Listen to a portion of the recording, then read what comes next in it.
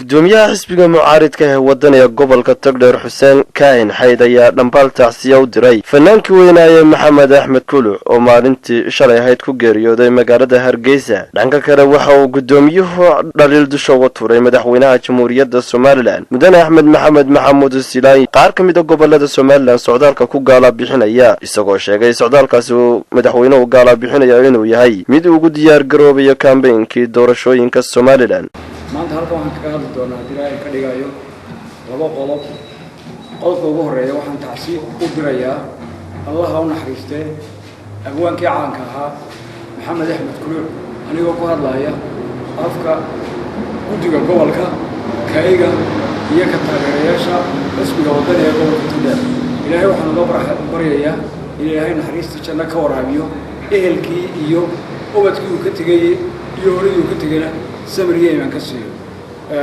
inta haddaan kaga baxo taasida waxaan kaloo yara doonayaa inaan wax ka yara taabto socdaalka maanta oo waqtigu uu marayo xilligii doorashada la gelayay uu madaxweynuhu Jamhuuriyadda Soomaaliland Axmed Maxamed Silaayi ku marayo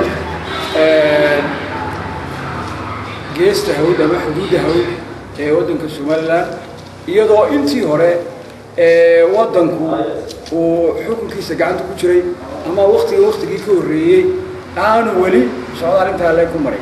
waxaan leeyahay socdaalkaasi maanta waa mid hunga ah oo aan marin dhabihii uu ku haboonaa.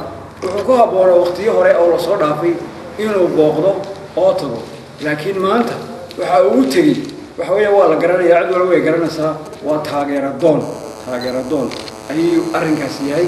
kaasina waxaan maleeyahay waa arrin hogseega oo halkiisii seegay. maanta ma yahay maalintii madaxweynuhu uu mari lahaa intaas oo ama distance-ka inta leeg uu mari lahaa, laakiinse maanta waxa uu daarayay socdaalkiisa cid walba way garanaysaa. waa olole uu ku campaign garanayo bal doorashada soo socota soo helna. waxaan leeyahay taasi kulli waxba u kordhin mayso ama wax u kordhin mayso, waayo ummadii soo dooratay ee muddada faraha badan sugaysay ee ku hungowday waxqabadkii ay ka sugayeen maanta oo xilligii doorashadu uu gabagabay u malayn maayo in waxqabadna cid ugu ballan qaadayso oo uu suurtagal yahay isaguna uu wax kaga helayo. marka taa waxaan leeyahay socdaalkaasi waa mid hunga ah, ummaduna way garanaysaa waxa uu daaray. waxaan leeyahay oo kale xilligii doorashadu wuu dhow yahay, muddo yar ayaa ka hadhay.